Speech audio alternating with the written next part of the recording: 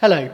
For those of you that don't know me, my name is Mr. Young, and I'm here to tell you a little bit more about the rock score option at GCSE, and hopefully answer some of the questions that you may have about the course. So, what is rock score? Well, the first thing to say is it has nothing to do with rocks, a question I get asked with surprising frequency from some of the girls, but the course does have nothing to do with rocks. It is, in fact, a music qualification that is equivalent to a GCSE. It's a vocational music qualification, which means it's made up of 100% coursework, so there's no examination in the rock score course. A couple of other important headlines, the first of which is you don't need to be able to play a musical instrument to do rock score. If you enjoy what we do in the music lessons at the moment and you enjoy the composing and the work we do in the computers, then rock score may well be the course for you. There are two options to specialise in the rock score course. If you do enjoy performing and perhaps you sing or you do play a little bit of an instrument and you'd like to explore that further, there is a performance option. But if that's not for you, then the option of music technology is there, and that allows you to pursue your understanding of how to use the computer to make music and develop a greater understanding of how to use professional industry-leading software. So, what do we study? Well, the course is made up of 3 different units. 2 of these units are internally assessed coursework, and that makes up 60% of the course. The remaining unit is 40% of the course, and that's externally assessed. And the external assessment is completed between January and March of Year 11. The first unit is all about developing your musical knowledge and your understanding of how music works. And this unit makes up 20% of the overall grade. Again, this unit is all coursework and assessed internally, and it is made up of 2 different tasks. In the first task, you have the opportunity to research the history of 2 different genres, 2 different styles of music of your choice. The second task involves the analysis of a song of your choice. So you can select a music track, perhaps one you already listen to lots and know pretty well, and work out how the composer has put that song together. You'll analyse the lyrics and what makes those lyrics really successful.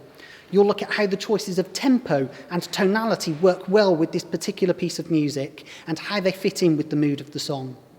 In both of these tasks, you've got a really large element of choice, so you can tailor it to your own musical interests. The second unit is the external assessment, and this is a practical composing task. In this unit, you will learn how to use professional music software to compose a piece of music, and you will be composing to a brief that's set by the exam board. The music you compose can usually be in any style, so you can really, again, tailor it to your interests. And there are 3 tasks that make up this unit. We've got to produce a plan of the music you want to produce in response to the brief. You'll then have an opportunity to compose that piece of music and evaluate it at the end. The final unit is called Using a DAW, and this is also 40% of the course. And in this unit, you will again be learning how to use professional recording studio software and really learning about how this software works and diving into some of the much more advanced features of this software. You'll experiment with how to create your own electronic musical instruments and musical sounds. And again, in this unit, there are 3 tasks. In the first task, you will produce an overview of how the software works and really show your understanding of some of the advanced features of this software. In the second unit, you will show some of your practical skills and evidence some of your skills in using this software. And then finally, you'll produce an evaluation at the end, again being critical over what's been successful and what you'd like to pursue if you had more time. So, what skills do you need to be successful at rock school? Well, first and foremost, an interest in learning about and making music. If you're excited about the prospect of researching and finding out about lots of new styles of music, or if you're excited by the prospect of being creative and composing your own music, then this is the course for you. As a coursework-based subject, time management is important, and there will be deadlines throughout the course that you have to meet, and you have to take the responsibility to make sure that you're on track to meet those deadlines. So time management is very important. And also the ability to work independently. As this is coursework, a lot of the tasks will require you to produce an independent response to the task set. So independent working is also going to be important. So, what future pathways are available at the end of Year 11 following Rock School? Well, the first important thing to say is that Rock School is an academically recognised qualification that sits alongside all of your other GCSEs in all of your other subjects and will be useful regardless of which option you choose to take, whether that be sixth form or college or an apprenticeship at the end of Year 11.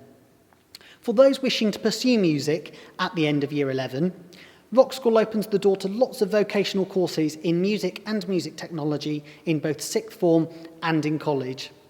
And it also opened doors to employment opportunities, whether that be music production or management, events management, or performing or recording artists. Lots of jobs in the music industry. Rock School will provide the skills to help you along the way. In the music department, we have a host of different enrichment opportunities that are there to take advantage of. Whether that be visiting musicians coming into school to share the wisdom and their experience to give you advice on how to pursue a career in music, or taking advantage of going out to see different performances, whether that be classical or film performances, or going out to see popular musicians perform. Those opportunities have been on offer over previous years and will certainly be on offer again next year. We do music tours every few years as well. Last year, we were planning to go to Barcelona, although, alas, coronavirus came along. But certainly we are planning to do music tours again in the future, where you have an opportunity to be part of music performances that are happening in other European countries.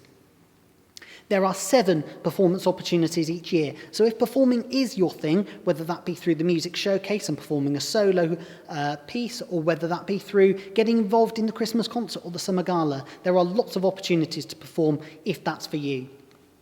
There's also lots of extracurricular activities on offer as part of the LEAP programme, so host senior choir or Halo a cappella choir, or the orchestra or wind band. Those opportunities are there to take advantage of. So, frequently asked questions. The first most common one is, do I need to be able to play a musical instrument? Well, the short answer is no, you don't. Absolutely, if you've got some experience playing an instrument or singing, it will help you along the way, but it's absolutely not a requirement of the course, and we've seen lots of students be very successful with very little musical experience before starting the course. Will I have to perform? Well, that really depends on whether you choose to specialise in the performance route of the course or the music technology route. If you choose to specialise in the performance part of the course, then yes, you will need to perform a performance as part of your controlled assessment coursework. Is it a GCSE? Well, it's a vocational qualification that's equivalent to a GCSE, and it is an academically recognised qualification that is viewed by employers and colleges and universities alike as being equivalent to a GCSE. Is there an exam?